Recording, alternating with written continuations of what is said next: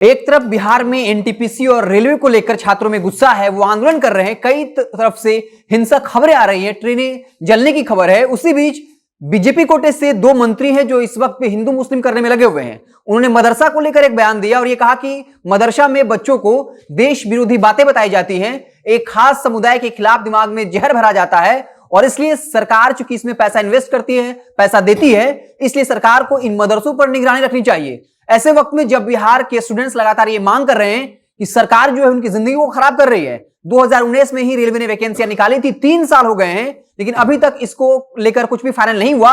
और कई बार यह कहा जाता है कि 2019 के लोकसभा चुनाव में यह बहाली निकली थी और यह कहा गया था कि 1 साल के अंदर जो है इस पूरी प्रक्रिया को पूरा कर लिया जाएगा। छात्र लगातार इंतजार कर रहे हैं और अब इसको लेकर कई तरह की धांधली आ रही है। और यह भी कहा जाता है कि 2019 में जो बहाली निकली थी, 2024 यानी आने वाले लोकसभा चुनाव में जाकर यह पूरा मामला क्लियर होगा।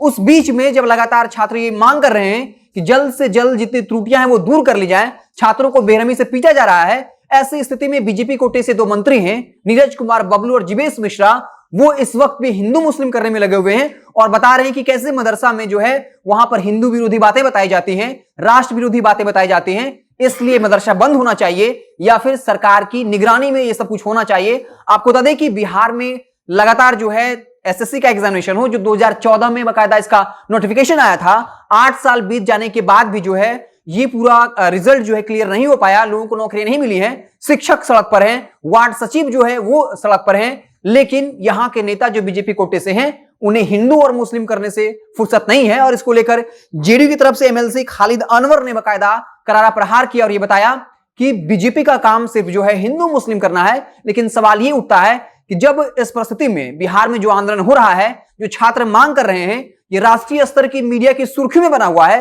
वैसी परिस्थिति में ऐसी बेशर्मिंदगी भरी बयान देना कहां तक जायज है?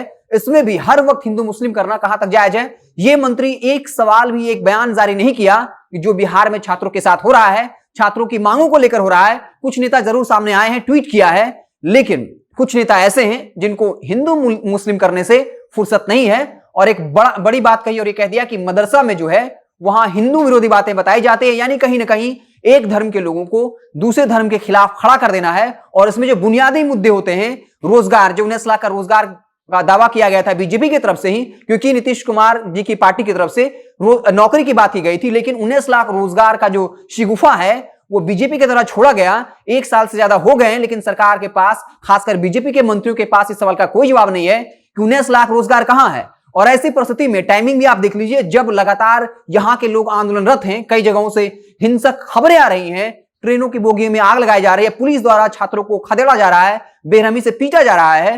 लगातार जो छात्र हैं वो कह रहे हैं कि सरकार उनकी जिंदगी को खराब कर रही है। लगातार कई सालों से नौकरियां जो हैं उसमें धांधली हो रही है, वो समझ नहीं पा रहे कि उनके साथ क्या कुछ हो रहा है, उनकी जिंदगी जो है वो दांव पर लगी है।